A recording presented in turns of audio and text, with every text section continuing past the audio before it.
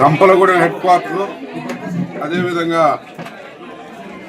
లింగాల, సబ్బాల, గుల్లపూడి గ్రామాల్లో ఎంపీ గారితో పాటు ఎన్నికల ప్రచారం నిర్వహించడం జరిగింది. విశేషంగా అనూహ్యంగా స్పందన మహిళా లోకం మొత్తం కూడా తరలి వచ్చారు. జగనన్నకు జేజేలు పలుకుతూ ఆయన సంక్షేమ కార్యక్రమాలు కొనసాగాలి, తిరిగి రాష్ట్రానికి ఆయన ముఖ్యమంత్రిని చేస్తాం అని ప్రతినబూనారు, శపథం చేశారు. చాలా ఉవ్వెత్తున ఉత్సాహంతో ఈ ఎన్నికల ప్రచారంలో పాల్గొన్నారు.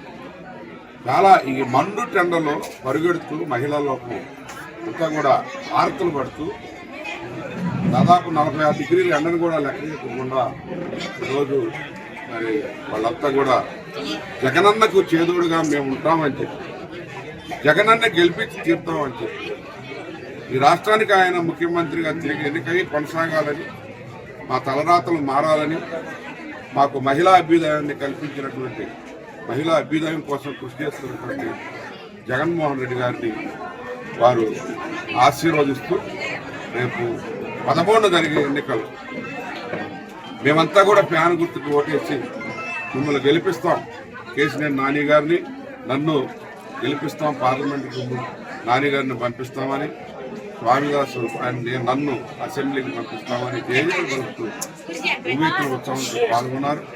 తప్పనిసరిగా ఈ పార్లమెంటు 7 అసెంబ్లీ స్థానాలు కూడా ఈ విజయవాడ పార్లమెంట్లో గెలిచి జగనన్న కానుక ఇస్తామని చెప్పి మీ అందరికి కూడా తెలియజేసుకుంటాం. ఫ్యాన్ గుర్తు ఎప్పుడు ఓటేసి మళ్ళీ జగన్ గారిని ముఖ్యమంత్రి చేస్తున్నామని చెప్పి గంపలగూడెం మండలంలో భారీ స్పందన లభించింది. ప్రచారం రామదాస్ గారు భారీ మెజార్టీ విజయవాడ పార్లమెంట్లో ఎన్నికలు వైసీపీ కాబట్టి సీట్లు తప్పకుండా భారీ మెజార్టీగా మీరు కూడా